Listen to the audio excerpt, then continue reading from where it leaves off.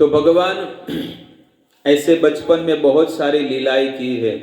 तब माँ यशोदा सोचती है कि मेरे घर में इतना दही दूध है, फिर भी मेरा कान्हा बाहर क्यों जाता है।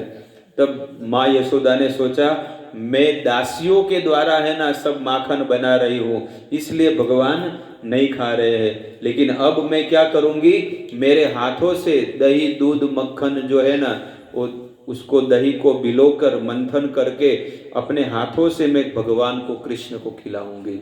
तो दीपावली के दिन माँ यशोदा सुबह में भोर में 4 बजे उठकर, वो बड़ा वाला मटका होता है ना, काला वाला, इतना बड़ा मटका आता है, उसमें दही डालकर उसको क्या कर रही है, मंथन कर रही है। और मंथन करते करते भगवान का स्मरण कर रही है माँ यशोदा। माँ यशोदा स्मरण कर रही है और रेशमी वस्त्र पहने हैं और बालों में चोटी लगाई है, बहुत लंबे लंबे रेशमी बाल है। और माँ यशोदा सुबह में स्नान कर कर तिलक करके और उसके बाद भगवान के लिए, भगवान की सेवा में चालू हो गई है कि चलो हम भगवान की सेवा करेंगे। तो भगवान के लिए सुंदर मजा का मक्खन बना रहे हैं और दही डाल के अंदर, पानी डाल के अंदर क्या कर रहे हैं, मंथन कर रहे हैं ऐसे। और मंथन करने से, मंथन करते करते भगवान का कीर्तन भी कर रही है माँ यशोदा। माँ यशोदा भगवान का कीर्तन कर रही है कि भगवान बचपन में जो, बचपन की छोटी छोटी जो लीला है उनको याद आती है। भगवान छोटे से थे तो भगवान छोटे छोटे से क्या क्या सब मटका होता है ना, उसमें से मक्खन खा रहे हैं। और मक्खन, एक बार क्या हुआ कि गोकुल में सब पूरा जो महल है गोकुल का, वो पारस मणि और चिंतामणि से बना हुआ है। कहते हैं कि आर पार दीवार में दिखता है, जैसे भूल भुलैया देखा है कभी, कांच का आता है ना, कांच का भूल भुलैया कांच का आता है, आमने सामने सब जगह पे देखोगे तो कांच ही कांच है। और उसमें अगर आप चले गए ना तो आपको सामने आपका ही चेहरा दिखेगा। तो ऐसे भगवान भी सब जगह पे देखे तो अपना चेहरा दिख रहा था। तो भगवान ने देखा, अरे आईने में भी कोई सामने कोई कोई दूसरा व्यक्ति आया है, लगता है कोई लड़का मेरे जैसा, तो उसको ऐसा माखन दे रहा है। उसको क्या, आईने वो साक्षात कृष्ण ही है, लेकिन उसकी परछाई का क्या दिख रही है, सामने दिख रही है, तो उसको क्या कर रहा है, माखन दे रहे हैं। तो सामने वाला तो खा नहीं रहा है, क्योंकि ऐसा कांच में क्या खाएगा। तब वो सोचता है, अरे तो इसको लग रहा है पूरा खाना है क्या, अरे माँ को मत बताना, आधा ले लो, आधा तुम्हारा आधा मेरा। लेकिन फिर भी नहीं मान रहा है, तो बोला चलो पूरा ले लो। पूरा भी दे रहा है, ऐसा दे रहा है, लेकिन फिर भी वो मक्खन। और ये लीला माँ यशोदा है ना, वो दूर से देख रही है कि मेरा कान्हा क्या कर रहा है, मेरा लाला क्या कर रहा है। इस प्रकार से भगवान की ये लीला का स्मरण कर रहे हैं। इति दृक्स्वलीला आनंद कुंडे स्वघोषम निमंजन्तम आख्यापयन्तम तदीयेषु तज्ञेषु भक्तिजितत्वं पुनः प्रेमतस्तं शतावृत्ति वंदे। इति दृक्स्व लीला भी आनंद कुंडे, ये लीला का जो कोई स्मरण करता है, कीर्तन करता है और ये लीला को जो गाता है, तो भगवान कहते हैं मैं, मेरे हृदय में जो भक्ति है, मेरे में भक्ति है, मैं मेरे भक्त के हृदय में प्रकट कर देता हूँ। इस प्रकार से भगवान की लीला का स्मरण करना चाहिए। तो माँ यशोदा कीर्तन कर रही है और साथ में क्या कर रही है, दही का मंथन कर रही है। हम सबको ये सिखा रही है माँ यशोदा कि काम करते चलो, नाम जपते चलो, याद आएगी उनको कभी ना कभी, कृष्ण दर्शन तो देंगे कभी ना कभी। कहते हैं विश्वास रखना चाहिए भगवान में। हम भगवान की भक्ति करते हैं तो निश्चित भगवान हमारे पर कृपा करेंगे और भगवान हमको लेने आएंगे, निश्चित आएंगे।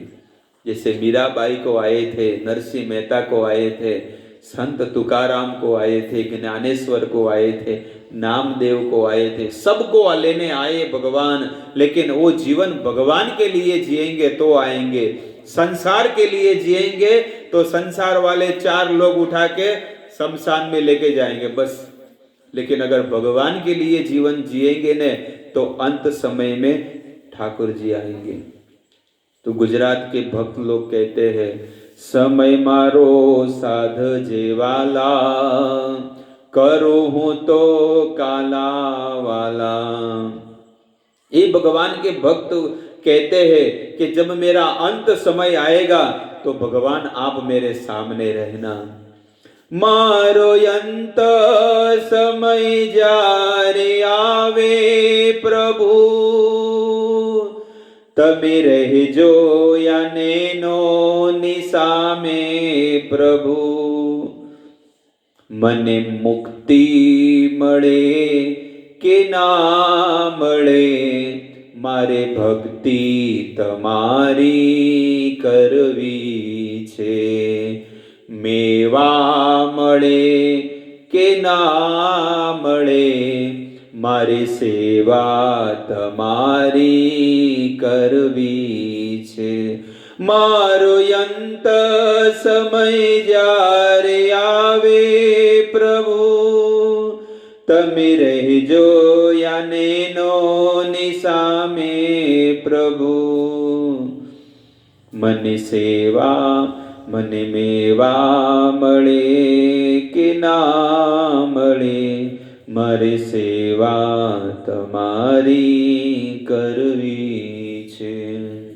ये भगवान का भक्त भगवान से प्रार्थना करता है कि मुझे मेवा मिले या न मिले, अर्थात संसार का सुख ऐश्वर्य भोग सब कुछ मिले या न मिले, लेकिन मुझे आपकी सेवा तो निश्चित करनी है।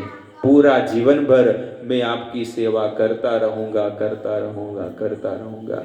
संसार का सेवा करोगे तो बहुत दुख मिलेगा, लेकिन भगवान की अगर सेवा करोगे तो सुख मिलेगा, आनंद मिलेगा।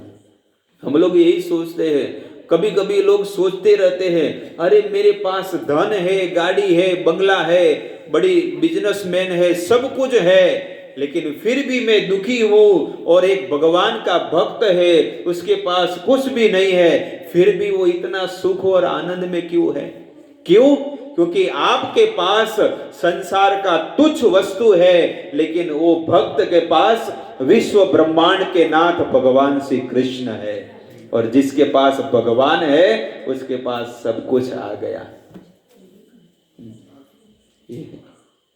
उसके पास सब कुछ है।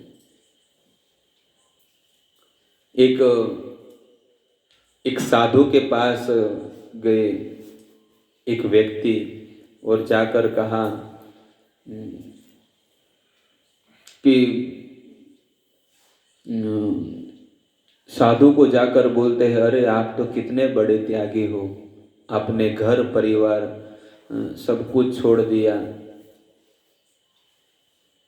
आपको कोई चीज में दिलचस्पी नहीं है। तब साधु ने कहा, मेरे से तो आप ज्यादा त्यागी हो, मैंने तो कुछ त्याग नहीं किया है।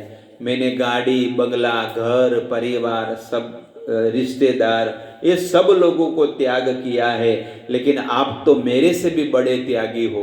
एक पैंट शर्ट वाला है ना जो बिजनेस करता है, जिसके पास सब कुछ है, तो वो बोलते हैं, अरे महात्मा जी आप तो बहुत बड़े त्यागी हो। तब साधु ने क्या कहा, आप तो हमारे से भी बड़े त्यागी हो। बोला कैसे? बोला हमने तो चलो घर छोड़ा, परिवार छोड़ा, सब संसार के सुख छोड़े, लेकिन आप तो हमारे से भी बड़े त्यागी हो। क्यों? क्योंकि आपने तो भगवान श्री कृष्ण को ही छोड़ दिया है। आपने तो भगवान को ही छोड़ दिया है, इसलिए आप तो हमारे से भी बड़े त्यागी हो।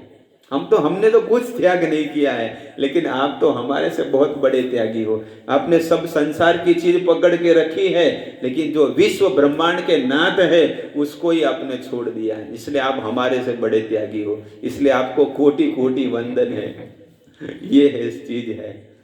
तो इस प्रकार से माँ यशोदा काम करती रहती है, लेकिन साथ में हरि का भजन करती है, भगवान का नाम लेती है। सब लोग कहते हैं, अरे टाइम कहाँ पे? टाइम 24 घंटा आपके पास है, लेकिन आपको करना नहीं है, बस ऐसा बोल दो।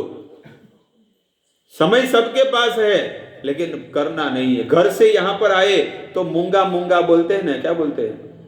मुंह में अगर भगवान का नाम लेते लेते आए तो आपको कौन रोकता है? आप घर से आए, बाइक पे सब लोग, मैं देखा कि सब लोग बाइक से आ रहे हैं, जा रहे हैं, गांव में आ रहे हैं, कोई सिरोही गया, कोई वहां गया, तो बाइक चलाते समय भी आपका वाणी तो शांत है ना। देखो ऐसे मैं बोल दूं,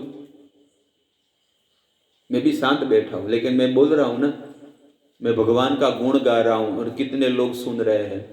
तो आप भी काम करते करते भी भगवान का नाम ले सकते हैं, कीर्तन कर सकते हैं, झाड़ू मारते मारते, सब झाड़ू मारते हैं ना घर में, तो झाड़ू मारते मारते भी भगवान का नाम ले सकते हैं। हरे कृष्णा कृष्णा कृष्णा हरे हरे, हरे राम राम राम हरे हरे। झाड़ू मारो, बर्तन घसो, कपड़ा धोवो, पोछा मारो, भोजन बनाओ, कोई भी काम करो, सब्जी कटते करते हरे कृष्णा काट, सब्जी काटते रहो। इस प्रकार से सब काम करते करते आप है ना हरि को, भगवान को प्राप्त कर सकते हैं। इसके लिए कोई घर छोड़ने की जरूरत नहीं है, घर पे बैठे बैठे हम सब कर सकते हैं। एक अकेले बैठे हो, ऑफिस में बैठे हो, फैक्ट्री में हो, दुकान में हो, खेत में हो, भैंस को क्या करते हैं? दोवानी, क्या बोलते हैं? भैंस धोते, तो धोते धोते भी भगवान का कीर्तन कर सकते हैं। उसको सर पे उठा के घर पे लाते हैं तो रास्ते में आते आते भी कर सकते हैं। टॉयलेट में गए, बाथरूम में गए, स्नान किया, भोजन किया, इस सब चीज में आप भगवान का नाम ले सकते। कौन कहते हैं भक्ति नहीं कर सकते? कर सकते हैं, लेकिन हमको करनी नहीं। हमारा भगवान का कौन सा आंकड़ा है? 37 का बस, और कुछ नहीं है। भजन करना है तो कर सकते, तर सकते, ये मनुष्य जीवन से आप बाहर निकल सकते हैं। लेकिन किसी को निकलने की इच्छा ही नहीं, जाने दो न, मरवा दो न, पसी करसो डोकरावे तब, क्या बोलते हैं? हाँ, बूढ़ा हो गए ना तब मुंह में दांत नहीं होगा। जिसका मुंह में दांत नहीं होता, डोकरा डोकरी, जो बूढ़ा बूढ़ी होते हैं ना, ऐसा होता है ना, ऐसा। अभी तो हम बोलते हैं ना हरे कृष्ण, और कोई बूढ़ी औरत हो गया, कोई बूढ़ा व्यक्ति को बोलेगा तो हरे हरे कृष्णा बोलो, तो क्या बोलेगा? हरे कृष्णा कितना कितना हरे हरे, क्या बोलेगा? कृष्णा कृष्णा नहीं बोलेगा, लेकिन क्या बोलेगा? कितना कितना हरे हरे। वो कृष्णा नहीं बोलेगा, लेकिन क्या बोलेगा? वो नोट गिना है ना पूरा जीवन, तो उसको कितना कितना हरे हरे। इसलिए बुढ़ापे में कोई भजन नहीं कर पाता है, इतना समझ लो। बुढ़ापे में जो जमा किया है ना, उसको हृदय जलता रहेगा, अरे मैंने इतना सारा सब कमाया है, अभी मुझे छोड़ के जाना पड़ेगा।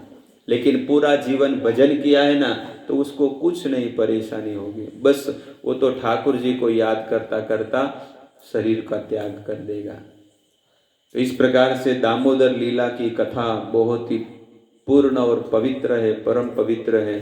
तो दीपावली के दिन ये कथा का स्मरण करना चाहिए। जैसे